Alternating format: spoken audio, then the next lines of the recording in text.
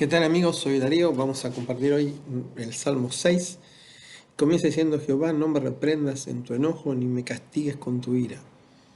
El salmista estaba atravesando alguna situación difícil, no sabemos cuál era, no lo dice el Salmo en ninguna parte, pero él asume que la situación en la que estaba era porque Dios lo había decidido así, y observen que dice: no me castigues con tu ira.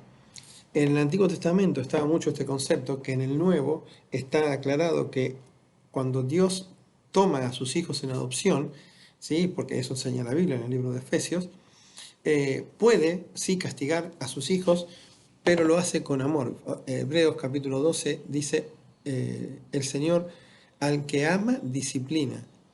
O sea, no viene por bronca, no viene por enojo, sino viene por amor, con el objetivo de corregir. Pero también este hecho de ser hijos de Dios no nos excluye del hecho de que Dios nos corrija, ¿no? Después en el versículo 2 dice: ten misericordia de mí, oh Jehová, porque estoy enfermo. Y saben, lo primero que impacta allí y realmente nos tiene que llamar mucho la atención es que él no le reclama a Dios que lo sane en base o argumentando en su defensa su inocencia. No, él directamente entiende que depende de la misericordia de Dios. Observen que dice: ten misericordia de mí.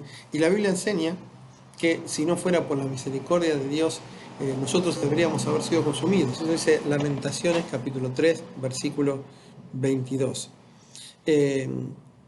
Después dice el versículo 3: mi alma está muy turbada, y tú, Jehová, ¿hasta cuándo? Saben, aquí hay una referencia a este versículo, lo usó el Señor Jesús previo, Juan capítulo 12, previo a la crucifixión, ¿no? Y él dijo: ahora está turbada mi alma. ¿Y qué diré? Padre, sálvame de esta hora. Saben, muchas veces creemos que el cristiano tiene que vivir una vida feliz todo el tiempo, está estable, y no es así. Acá, de hecho, él dice, ¿no? El salmista dice: está muy turbada. Y la palabra turbar, ¿sí? Eh, es igual a la que en el versículo anterior dice: mis huesos se estremecen. O sea, él dice que tanto físicamente como espiritualmente todo su cuerpo tiembla, porque esa es la palabra, ¿no? La palabra tiene ese concepto.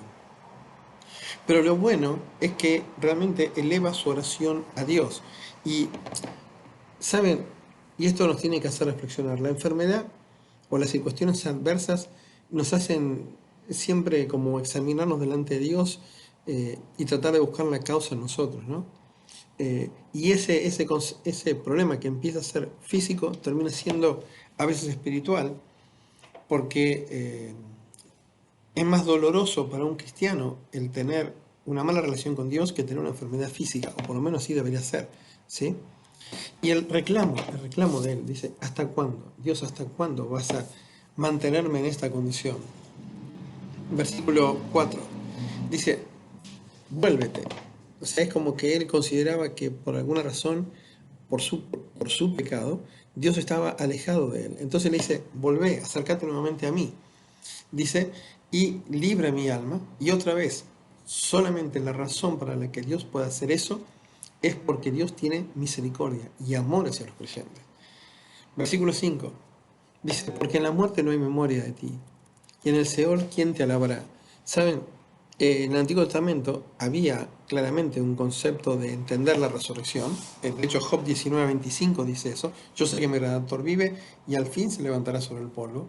Y después de deshecha esta mi piel, dice: en mi carne yo he de ver a Dios. O sea, él está, pero también no estaba muy, como puedo decir, muy esclarecido todo esto, hasta que el Señor resucitó. Y en 2 Timoteo capítulo 1, versículo 10, dice que cuando el Señor apareció, quitó la muerte y sacó a la luz la vida y la inmortalidad. El Señor mostró realmente lo que era, lo que pasaba después de la muerte, porque el Señor pudo contarlo con autoridad.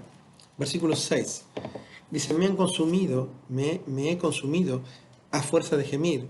Todas las noches inundo de llanto mi lecho, riego mi cama con lágrimas. Él perdió su fuerza, perdió su descanso por esta situación, ¿no? Y saben, el 7 agrega más cosas. Dice: mis ojos están gastados, o sea, se le nubló la visión.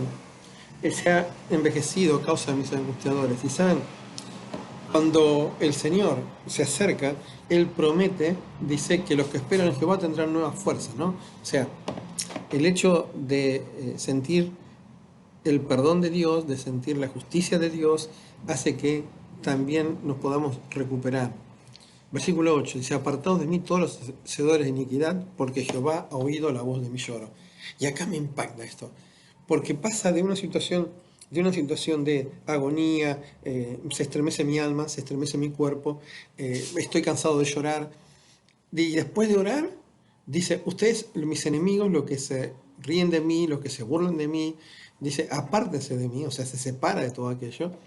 Y se enfoca en Dios y dice: porque Jehová ha oído la voz de mi lloro. Y me encanta la frase porque dice, no es que Dios, porque Él lloró, sino por lo que Él dijo en medio del lloro. No son las lágrimas las que conmueven a Dios, sino es el arrepentimiento real expresado con la palabra, lo que hace que Dios se acerque a Él, ¿no?